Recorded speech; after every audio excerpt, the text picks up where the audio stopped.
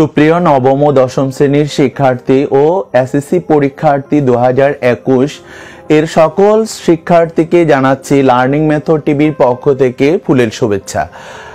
আমরা আবারও হাজির হয়েছি লার্নিং মেথড টিভির পক্ষ থেকে তোমাদের জন্য নতুন ক্লাস নিয়ে। তো আজকে আমি এখানে যে ক্লাসটি তোমাদের জন্য দিব সেটা হলো সন্ধি। জানো সন্ধি কি? সন্ধি হচ্ছে পাশাপাশি দুটি ধ্বনির মিলন। পাশাপাশি দুটি ধ্বনির মিলনকে সন্ধি বলে। ধ্বনি মানে কি? ধ্বনি মানে হলো আওয়াজ, একটা বিশেষ সাউন্ড। ঠিক আছে, তাহলে উদাহরণের সাহায্যে দেখো, যেমন বিদ্যা যোগ আলয় সমান সমান বিদ্যালয়। দেখো বিদ্যা একটা ধ্বনি, আলোয় একটা ধ্বনি, তাহলে দুইটা ধ্বনির সমষ্টিতে হয়েছে বিদ্যালয়, একটা ধ্বনির সৃষ্টি করেছে। তাহলে পাশাপাশি দুটি ধ্বনির মিলনকে সন্ধি বলে। যেমন হিম যোগ আলয় কি হলো? হিমালয়। হিমালয়, তাহলে হিম একটা ধ্বনি, আলয় একটা ধ্বনি, দুটি ধ্বনির সমষ্টিতে হয়েছে হিমালয়। তাহলে আমরা জানলাম পাশাপাশি দুটি ধ্বনির সমষ্টিতে সন্ধির সৃষ্টি হয়। এবার আমরা জানবো বাংলা ব্যাকরণের সন্ধির উদ্দেশ্যটা কি, এটা কেন পড়বো আমরা। তো আমরা সন্ধিটা পড়বো সাধারণত যেই কারণে, সেটা হলো এটি ভাষাগত সৌন্দর্য সৃষ্টি করে, ভাষাকে সহজ সরল ও প্রাণবন্ত করে এবং ভাষার মাধুর্যতা সৃষ্টি করে। এই জন্য আমরা সন্ধি পড়ব। এখন আমরা জানবো বাংলা ব্যাকরণে কত প্রকারের সন্ধি রয়েছে। বাংলায় আমরা দুই ধরনের সন্ধি পাই, একটা হলো স্বরসন্ধি আর একটা হলো ব্যঞ্জন সন্ধি। কিন্তু সংস্কৃতে তিন ধরনের সন্ধি রয়েছে: স্বরসন্ধি, ব্যঞ্জন সন্ধি, বিসর্গ সন্ধি। এছাড়া নিপাতনে সিদ্ধ সন্ধি রয়েছে, সেটাও আমরা বাংলা ব্যাকরণে পাই। তো যত প্রকারের সন্ধি থাক না কেন, আজকে তোমাদের জন্য আমি যে ক্লাসটি করেছি, স্পেশালি এসএসসি পরীক্ষায় যেখান থেকে প্রশ্ন হয়, অর্থাৎ সন্ধি বিচ্ছেদ থেকে, সেই সন্ধি বিচ্ছেদের বিশেষ কয়েকটি রুলস আমি আলোচনা করব। এগুলো তোমরা ফলো করবে, আশা করি উপকৃত হবে। তোমরা বোর্ডে দেখো, জ ফলা থাকলে, জ ফলা থাকলে রস্ব ই কার হবে। তার মানে কি? অর্থাৎ যখন তোমাকে একটা ওয়ার্ড সন্ধি বিচ্ছেদ করতে দেওয়া হবে, সেই ওয়ার্ডে যদি জ ফলা থাকে, সেটাকে জ ফলাটা উঠে গিয়ে সেখানে রস্ব ইকার হবে। হ্যাঁ, উদাহরণের সাহায্যে আমরা এখন দেখব। যেমন প্রত্যেক, প্রত্যেক। ঠিক আছে, এটাকে যদি তোমাকে বিচ্ছেদ করতে দেওয়া হয়, তাহলে এটা কি হবে? প্রতি। প্রতি জফলা আছে, জফলার জন্য আমরা রস্ব ইকার দিলাম।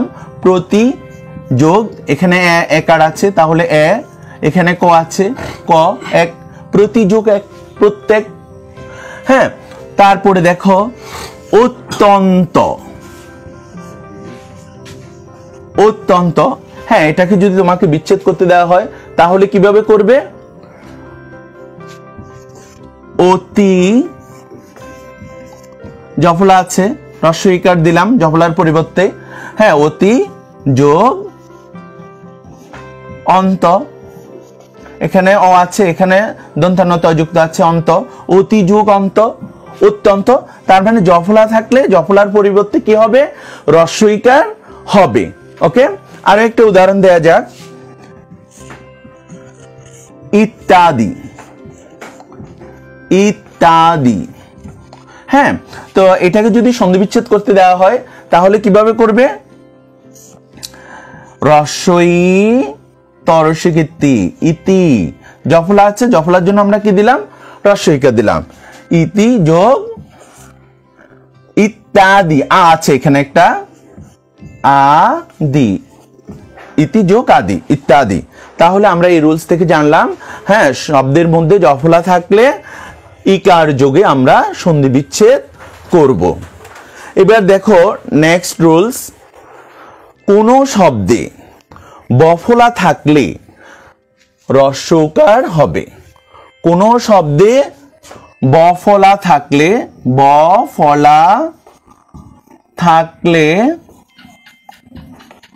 রস্যকার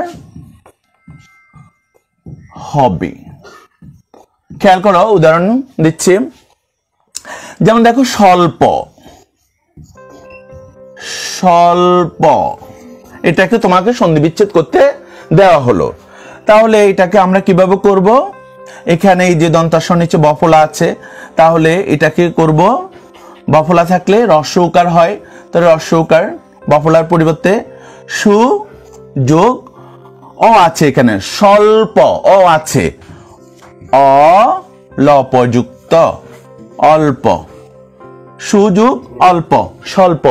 যেমন যদি দেওয়া হয় স্বাগত, স্বাগত, ওকে, এটাকে আমরা কিভাবে করব? বফলা আছে, তাহলে বফলা থাকলে কি হবে?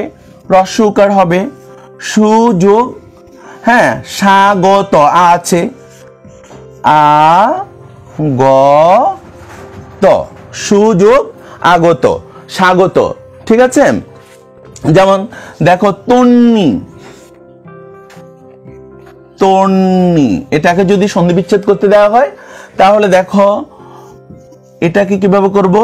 বফলা আছে, রস্য উকার হয়ে যাবে, হ্যাঁ তনু যোগ তন্নি, নি দীর্ঘ ইকার, হ্যাঁ দীর্ঘ ই, তনু যোগ দীর্ঘ ই, তন্নি, তাহলে স্বল্প সুযোগ অল্প, স্বাগত সুযোগ আগত, তারপর তন্নি, তনু যোগ দীর্ঘ ই, তন্নি।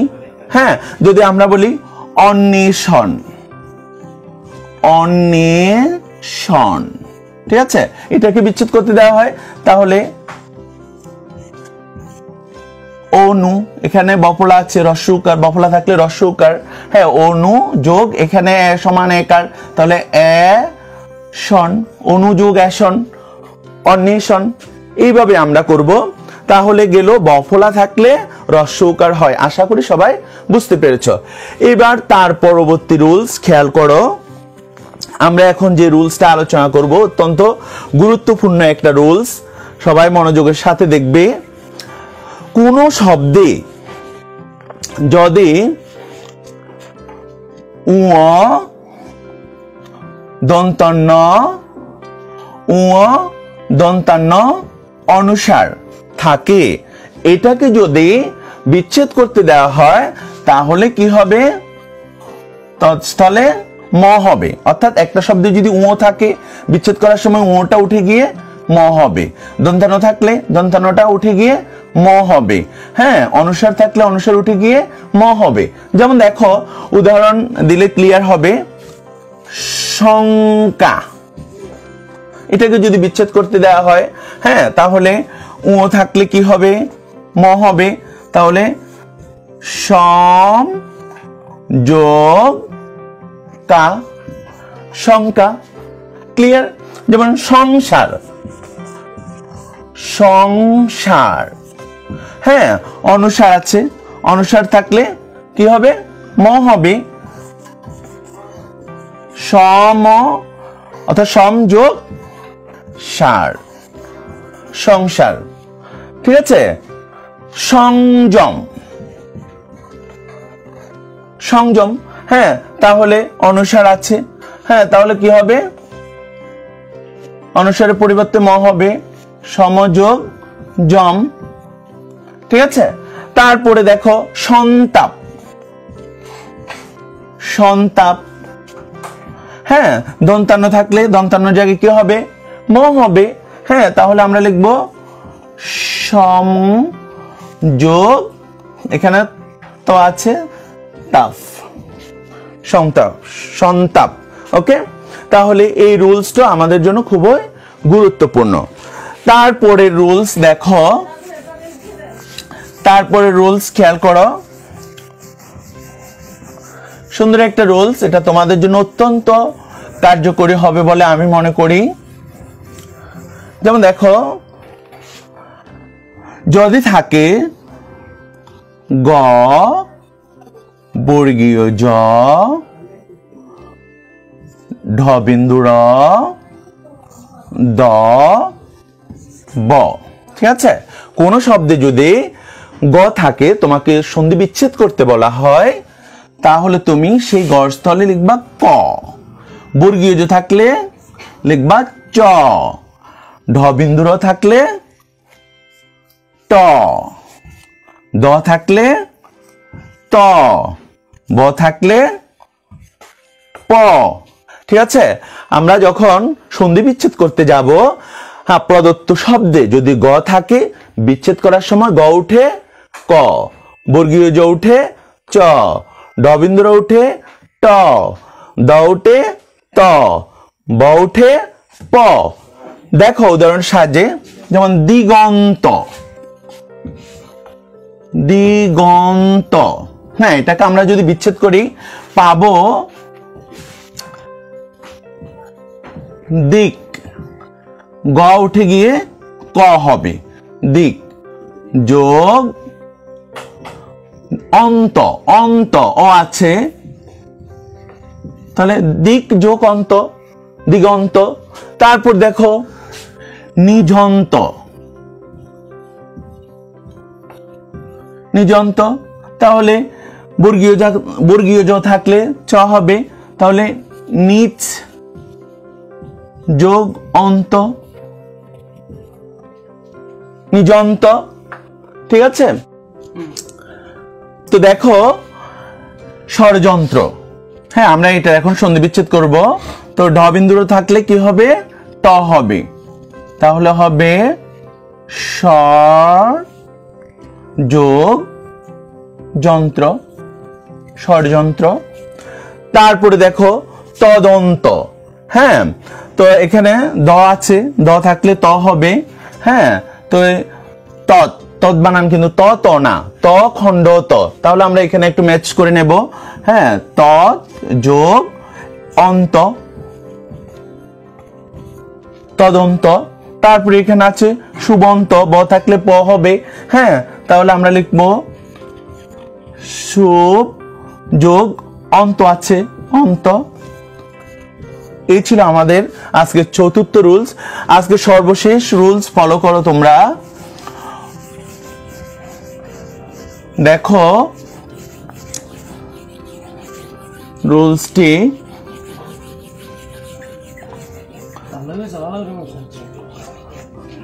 দেখো চ চ, বইতে একটু ব্যতিক্রম আছে, হ্যাঁ আমি একটু বুঝার সুবিধার্থে এইভাবে দিচ্ছি, চ ছ, বর্গীয় জ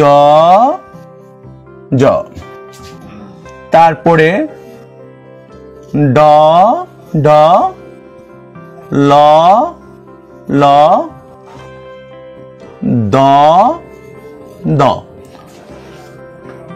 একটু খেয়াল করলে বুঝতে পারবে এবং অনেক মজার বিষয়, এই ধরনের যখন যুক্ত বর্ণ থাকবে সেগুলোকে আমরা কিভাবে বিচ্ছেদ করব, একটু খেয়াল করলে ভালো লাগবে তোমাদের কাছে।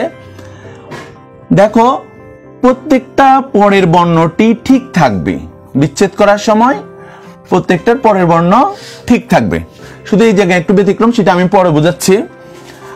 আর প্রথম বর্ণের জন্য ত অথবা দ হবে, ত অথবা দ, ত অথবা দ, ত অথবা দ, যেখানে যেভাবে হয় ম্যাচ করে নেবে, ত অথবা দ। তাহলে দেখো উদাহরণের সাহায্যে আমরা এখন দেখব, কিন্তু এখানে আসি একটা ব্যতিক্রমী রুলস। এখানে প্রথম বর্ণের জন্য ত অথবা দ হবে, কিন্তু যখন এই ধ থাকবে তখন ধর পরিবর্তে হ লিখতে হবে, কিন্তু এখানে কিন্তু পরের বর্ণটা যেভাবে আছে ওভাবে থাকবে, শুধুমাত্র এই জায়গায় হ্যাঁ ধয়ের বেলায় হ হবে। ওকে, আন্ডারস্ট্যান্ড? যেমন দেখো সচ্চিন্তা, সচ্চিন্তা, এটাকে যদি তোমাকে বিচ্ছেদ করতে দেওয়া হয়, তাহলে দেখো যুক্ত বর্ণ আছে চ ছ, তাহলে আমরা এখানে কি বলছিলাম, শেষের ছটা ঠিক থাকবে, প্রথম চয়ের জন্য ত অথবা দ হবে। তাহলে আমরা এটাকে যদি বিচ্ছেদ করি আমরা লিখতে পারি সৎ। প্রথম চর পরিবর্তে লিখতে পারি হ্যাঁ এখানে ত, তো আমরা সৎ বানান কিন্তু ত না, খণ্ড ত হবে। হ্যাঁ সৎ যোগ, তাহলে এখানে আর কি থাকছে, শেষের বর্ণ ঠিক থাকছে, তাহলে চিন্তা, সৎ চিন্তা। ওকে, দেখো বিপদ ছায়া, বিপদ ছায়া এটাকে যদি বিচ্ছেদ করতে দেওয়া হয় তাহলে এটা আমরা কিভাবে করব? যুক্ত বর্ণ আছে, বলছি পরের বর্ণ ঠিক থাকবে, প্রথম বর্ণের জন্য ত অথবা দ হবে। হ্যাঁ তাহলে আমরা এটাকে বিচ্ছেদ করব বিপদ। হ্যাঁ বিপদ, এই চর জন্য আমরা ধ নিয়েছি। হ্যাঁ বিপদ যোগ, তাহলে শেষের বর্ণ ঠিক থাকবে ছায়া, বিপদ ছায়া। ওকে, বিপদ ছায়া, বিপদ যোগ ছায়া, বিপদ ছায়া। তারপরে দেখো সজ্জন, সজ্জন, ঠিক আছে, তো শেষের বর্ণ ঠিক থাকবে, প্রথম বর্ণের জন্য আমরা এখান থেকে ত নিব। হ্যাঁ তো সৎ বানান কিন্তু দন্তাস্ব খণ্ড ত, সৎ, আমরা দন্তাস্ব ত লিখতে পারি না, আমরা লিখব খণ্ড ত, সৎ যোগ পরের বর্ণ ঠিক থাকবে জন, সজ্জন। হ্যাঁ তারপরে দেখো উড্ডিন, উড্ডিন এটাকে যদি আমরা বিচ্ছেদ করি তাহলে কিভাবে হবে, পরের বর্ণ ঠিক থাকবে, প্রথম বর্ণের জন্য আমরা হ্যাঁ ত নিব, উত, উত শব্দটা উদ না, উত। হ্যাঁ তাহলে রস্য খণ্ড ত, উত যোগ তাহলে ডিন, পরের বর্ণ ঠিক থাকবে উড্ডিন। ওকে, যেমন উল্লাস, উল্লাস এটাকে যদি আমরা বিচ্ছেদ করি হ্যাঁ পরের বর্ণ ঠিক থাকবে। হ্যাঁ প্রথম বর্ণের জন্য আমরা কি নিব, হ্যাঁ তাহলে উত খণ্ড ত, উত যোগ, তাহলে এখানে পরের বর্ণ ঠিক থাকবে লাস, উল্লাস। তারপরে দেখো এখানে একটা বিশেষ রুলস, এখানে প্রথম বর্ণটার জন্য এখান থেকে আমরা ত অথবা দ নিব, আর এখানে ধর জন্য হ নিব। দেখো পদ্ধতি, পদ্ধতি, তাহলে এটাকে সন্ধি বিচ্ছেদ করলে কি হয়, হ্যাঁ পদ দ নিব, পদ যোগ, তাহলে এই শেষের বর্ণের জন্য হ্যাঁ হ নিব, হতি, পদ্ধতি, পদ যোগ হতি। শুধুমাত্র দ ধয় যুক্তর ক্ষেত্রে এখানে শেষ বর্ণটা চেঞ্জ হবে, হ হবে, আর নয় প্রত্যেক জায়গায় শেষের বর্ণ ঠিক থাকবে, প্রথম বর্ণ পরিবর্তন হবে। হ্যাঁ এটা যদি বুঝে থাকো সুন্দর একটা রুলস। তো এইভাবেই আমরা সন্ধি বিচ্ছেদ করব। যদি তোমরা মনোযোগী হও আশা করি এখান থেকে কিছু শিখতে পারবে। তো ক্লাস শেষ করার আগে তোমাদেরকে আরো একবার বলছি, আমাদের লার্নিং মেথড টিভির পেজটাকে তোমরা ফলো দিয়ে রাখবে আর আমার জন্য দোয়া করবে। তো এই বলে আমার ক্লাস এখানেই শেষ করছি। আল্লাহ হাফেজ।